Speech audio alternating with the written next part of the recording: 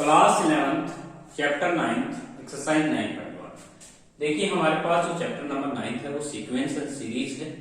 Sequence and series में देखिए आपको नेक्स्ट टर्म आपको फाइंड आउट करनी है क्वेश्चन नंबर फर्स्ट में।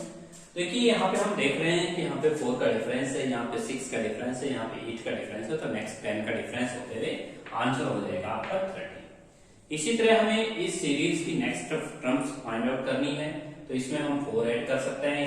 इसमें आप देख रहे हैं कि 4 का डिफरेंस है, इसमें 8 का डिफरेंस है, इसमें कितने का डिफरेंस है 16 का। तो नेक्स्ट जो डिफरेंस होगा, देखिए यहाँ पे 4 का डिफरेंस है, यहाँ पे 8 का डिफरेंस है और यहाँ पे 16 का डिफरेंस है, तो नेक्स्ट 32 का डिफरेंस हो जाएगा। तो नेक्स्ट हमारी टर्म आ जाएगी 61। नेक्स्ट हमारे पास जो सीक्वेंस दे रखी है वो हमारे पास 3 का यहाँ डिफरेंस है, यहाँ 5 का डिफरेंस है, यहाँ 7 का डिफरेंस है, यहाँ 9 का डिफरेंस है, तो नेक्स्ट 11 का डिफरेंस हो जाएगा। तो आपके पास आंसर होगा 38।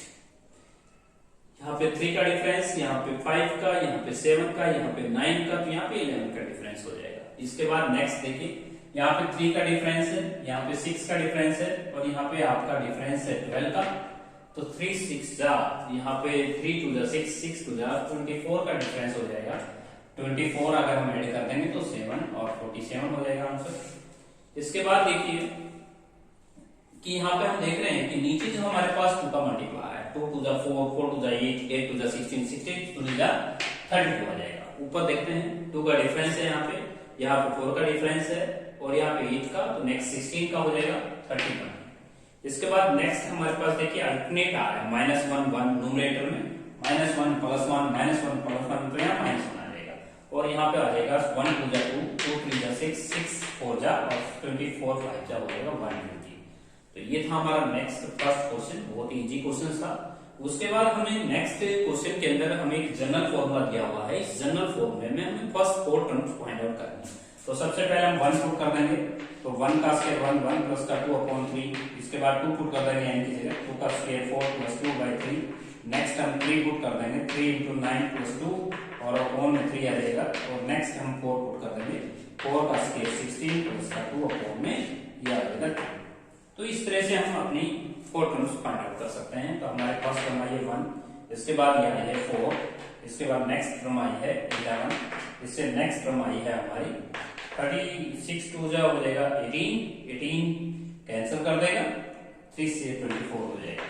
तो इस तरह से हम अपनी फर्स्ट 4 टर्म्स को फाइंड आउट कर सकते हैं। सबसे पहले 1 पुट करेंगे, 3 की पावर 0, उसके बाद 3 की पावर 1, उसके बाद 3 की पावर 2, उसके बाद 3 की पावर 3, ये हो जाएगा 1, ये 3, ये 9, 27। ये आपका क्वेश्चन हो गया फर्स्ट सेकंड क्वेश्चन का सेकंड पार्ट।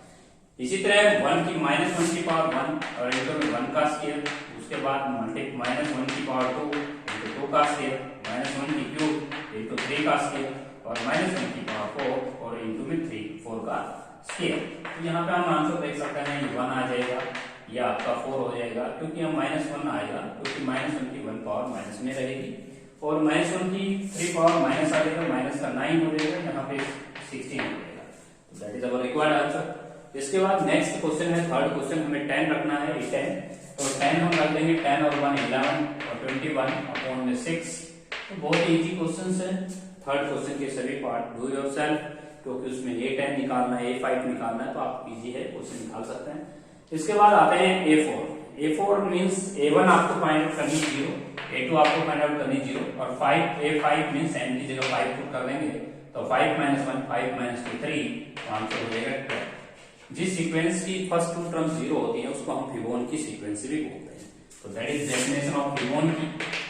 फिबोनाची सीक्वेंस कौन सी होती हैं? जिसकी फर्स्ट 2 टर्म सीक्वेंस की अगर 0 है उसको हम मैथमेटिक्स में फिबोनाची सीक्वेंस बोलते हैं। इसके बाद नेक्स्ट जो 5th क्वेश्चन है उसे सोल्व करेंगे। नेक्स्ट जो क्वेश्चन है 5th क्वेश्चन, उसको देख लीजिए। जो 5th क्वेश्चन है उसका जो फर्स्ट पार्ट है वो देखिए। 5th क्वेश्चन का जो फर्स्ट पार्ट है वो है आपके पास A1 आपको दी हुई है।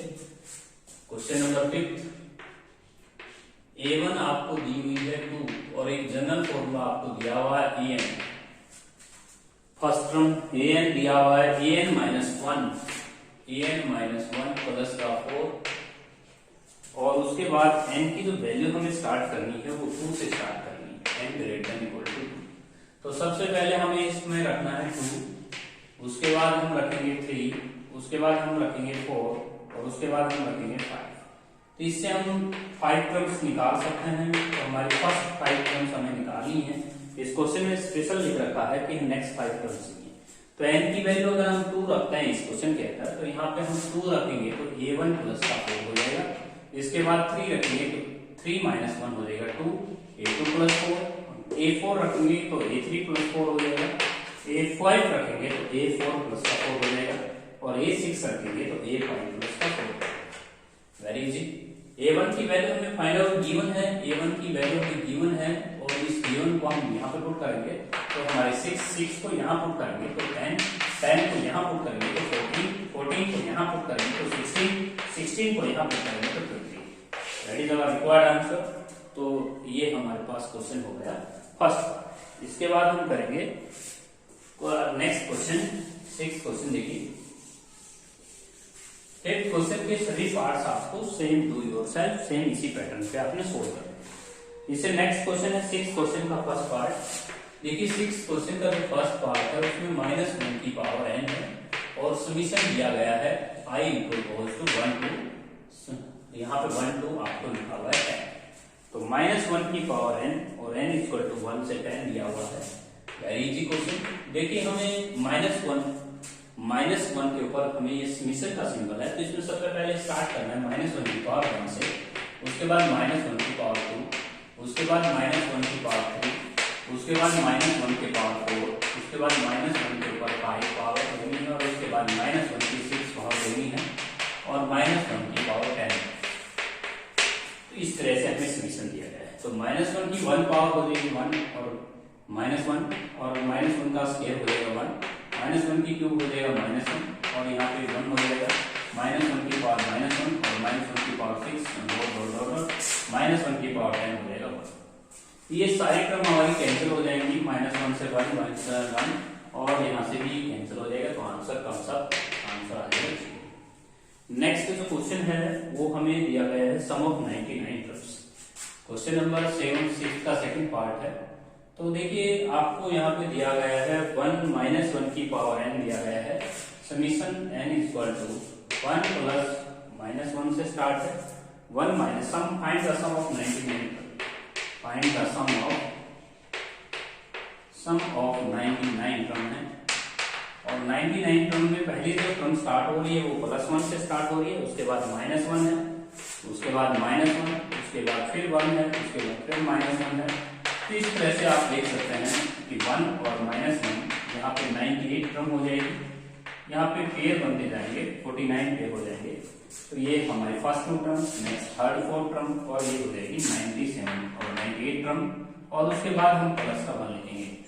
तो देखिए आप यहाँ पर 1 और -1 कैंसिल करते आएंगे, और 98 का कैंसिल हो जाएगा, 1 रिमेनिंग रह जाएगा, तो आंसर कितना आ जाएगा 1। ऐसे ऐसे हमारी 99 टर्म है।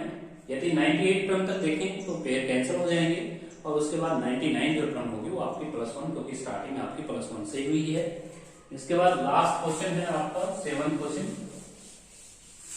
देखिए क्वेश्चन नंबर जो 7th है वो हमारे पास है an, हमें जनरल फॉर्मूला दे रखा है an। Question number 7 question an square plus का b और प्लस का c, इसमें हमें a1 और a2 और a3 हमें पुट करना है। यदि हम a1 रखते हैं इस क्वेश्चन के अंदर, a1 हमें 10 दिया हुआ है, a2 हमें 19 दिया हुआ है, और a3 हमें 32 दिया हुआ है। यदि हम इस फॉर्मूला में पुट करते हैं n की जगह 1, एक इक्वेशन प्राप्त होती है। यदि हम 2 पुट करते हैं तो ये आता है 4a प्लस का 2b प्लस का c इक्वल टू 90। यदि हम 3 पुट करते हैं तो 9a प्लस का 3b प्लस का c इक्वल टू 30। अब हम इन दोनों इक्वेशन को रिड्यूस कर देंगे। तो फर्स्ट इक्वेशन लेते हैं, a plus b plus c equal to 10, और 4a प्लस का 2b प्लस का c equal to 90। That is equation number first, that is equation number second. यदि हम इन दोनों को सब्ट्रैक्ट करते हैं तो c से c कैंसिल, यहाँ पे आते हैं -3a माइनस का b इक्वल टू -9। यदि हम माइनस कॉमन लेते हैं तो 3a plus b equal to 9 आती है। That is equation number star. इसी प्रकार अगर हम इसको फर्स्ट कह दें, इसको सेकंड कह दें, इसको थर्ड कह दें, तो यहाँ पे हम लिख सकते हैं सब्ट्रैक्ट टू फ्रॉम थर्ड। यदि हम थर्ड में से अगर सेकंड को हटाते हैं तो हमें इक्वेशन प्राप्त होती है 9a प्लस का 3b प्लस का c इक्वल टू 32 और 4a प्लस का 2b plus c equal to 90। यदि हम इन दोनों को रिड्यूस करते हैं तो हमारे पास c से भी कैंसिल हो जाता है। 9a प्लस का b इक्वल टू हो जाएगा आपके पास 13। तो that is our required answer. अब हम इस इक्वेशन को हम कह सकते हैं डबल स्टार। अब डबल स्टार को सोल्व कर लेंगे। Solve star and double star. तो इन इक्वेशन को हम सोल्व करेंगे तो 5a plus b equal to 13 लिखा हुआ है और एक इक्वेशन और आई हुई है 3a प्लस का b इक्वल टू 9। यदि हम इन दोनों को फिर सब्ट्रैक्ट करते हैं तो b से b cancel, 2a equal to 4, a की वैल्यू आती है 2, a की वैल्यू अगर हम 2 यहाँ पे पुट करते हैं तो b आता है 4। अब हमारे पास तीनों इक्वेशन का टोटल दिया हुआ है 10। a और b का जोड़ अगर हम एडिशन देखें तो 6 आ रहा है, तो 6 हमारा 4 है। That is our required answer. हमें a b c की वैल्यू को फाइंड आउट करना था और जो a b c की वैल्यू है a2 b3 और c आपका है 5। तो b आपका देखिए एक बार चेक कर लेते हैं। a को अगर 2 पुट करते हैं तो b आपका 3 आता है और c आपका, यहाँ पे गलती हुई है, मिस्टेक हुई है। a इक्वल टू 2 को अगर पुट करते हैं तो 10 और 13 में से 10 अगर सब्ट्रैक्ट करेंगे तो b आएगा 3। That is our required questions. 7th question में हमें 3 इक्वेशंस दी गई थी। एलिमिनेशन मेथड से हमें एबीसी की वैल्यू फाइंड आउट करनी है। तो ये थी हमारी एक्सरसाइज 9.1 सो इजी। नेक्स्ट हम 9.2 एक्सरसाइज सोल्व करेंगे।